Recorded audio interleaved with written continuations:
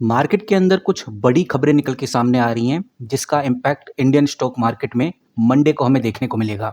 यहाँ पर आपने नोटिस कर लिया होगा कि कल तक सिर्फ ईरान और इजराइल के बीच में ही ये जंग काफ़ी ज़्यादा इंटेंस लेवल पे चल रही थी, लेकिन आज ये जंग ग्लोबल सप्लाई चेन और आप लोगों की पॉकेट तक भी पहुंच गई है। जहां एक तरफ यूएस के जो बड़े बड़े डिफेंस सिस्टम है वो फेल होते हुए नजर आ रहे हैं, वहीं दूसरी तरफ यूएई में भी मिसाइलें गिर रही हैं। लेकिन इन सब चीजों के चलते हुए इंडिया ने एक बड़ा गेम खेला है, तो एक बार उस गेम को भी समझेंगे, लेकिन उससे पहले एक बार समझ लेते हैं कि पूरी कहानी क्या है, ताकि आपको मंडे को पिक्चर क्लियर रहे कि अब आगे क्या करना है। सबसे बड़ी खबर तो ईरान से ही आ रही है। ईरान ने अभी हाल ही में यूएई के दुबई शहर और अबू धाबी पर ड्रोन और मिसाइल से हमला कर दिया है। दुबई की जो फाइनेंशियल डिस्ट्रिक्ट है, जिसको डीआईएफसी बोलते हैं, उसमें बहुत ज़्यादा धुआं देखा गया, मलबा देखा गया, और ये सब कुछ दिखाना ही काफ़ी है मार्केट को गिराने के लिए। इन्वेस्टर इस चीज़ को लेकर काफ़ी डर गए हैं, ग्लोबल ट्रेड भी रुक चुके हैं, और इसी टेंशन के बीच में एक और बड़ी खबर निकल के सामने आई। 12 मार्च को इराक में यूएस का एक KC-135 रिफ्यूलिंग प्लेन को क्रैश कर दिया गया, जिसमें 6 क्रू मेंबर्स थे। 4 क्रू मेंबर्स की मौत हो चुकी है, और ये इंसिडेंट दिखाता है कि बॉर्डर पे हालात कितने आउट ऑफ कंट्रोल चल रहे हैं। और इन सब चीज़ों को देखते हुए यूएस बहुत अच्छे से समझ गया कि ये जो स्ट्रेट ऑफ हर्मोज है, यहाँ से फ्यूल ले जाना बहुत डिफिकल्ट रहेगा, और इसीलिए यूएस ने एक बड़ा गेम खेला। बिल्कुल सही समझ रहे हो गाइज आप। रसिया, यहाँ पर आप देख सकते हैं, ये खबर बहुत इंपॉर्टेंट है।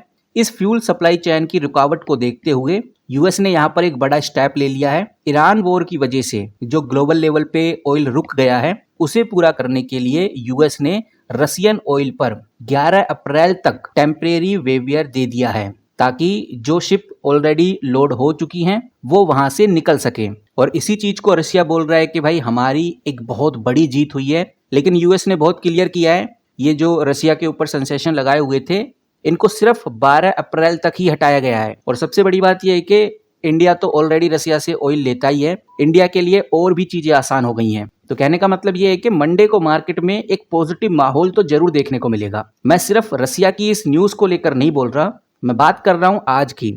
आज इंडिया ने यानी 13 मार्च को फाइनेंस मिनिस्टर ने लोकसभा में पूरे पत्ते खोल दिए हैं। इंडिया के लिए लगभग 2.80 लाख करोड़ का, यहाँ पर आप देखिए 2.80 लाख करोड़ का extra current fiscal year launch कर दिया है, यानी कि 2.81 लाख करोड़ की एक्स्ट्रा फंडिंग लॉन्च कर दी है, जिसमें बताया जा रहा है 57,000 करोड़ से ज्यादा पैसा सीधा इकोनॉमिक स्टेबलाइजेशन फंड में जाएगा।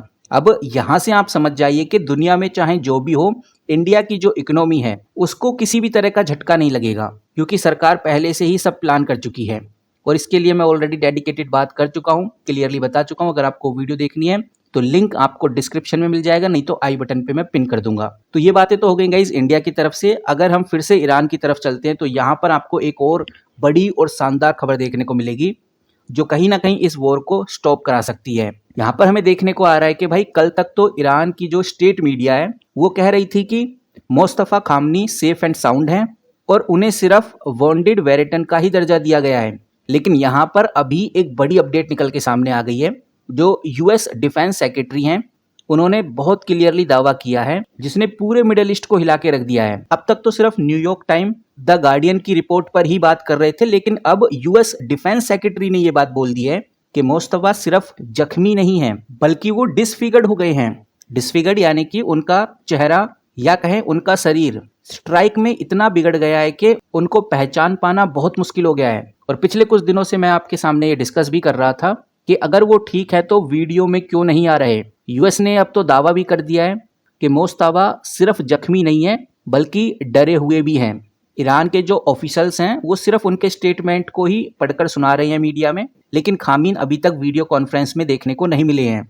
अब यहाँ पर यूएस जिस तरह के दावे कर रहा है, ये काफ़ी मजबूती भी पकड़ रहे हैं, और कहीं ना कहीं ऐसा हो सकता है कि ईरान काफ़ी ज़्यादा डर गया हो, जिसकी वजह से ये वॉर अब जल्द ही एंड होने वाली हो। तो यहाँ पे अब मंडे को देखना काफ़ी इंटरेस्टेड रहेगा। तो गाइज यहाँ पर मंडे का इंतजार अब सबको रहेगा कि मंडे को क्या होने वाला है।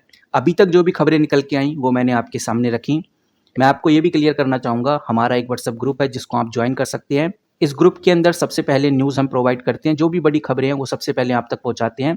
इसको ज्वाइन करने के लिए इस वीडियो के फर्स्ट कमेंट बॉक्स में आपको लिंक मिल जाएगा। फिलहाल इस वीडियो में इतना ही, मिलते हैं किसी नए वीडियो के साथ, तब तक के लिए take care and good bye.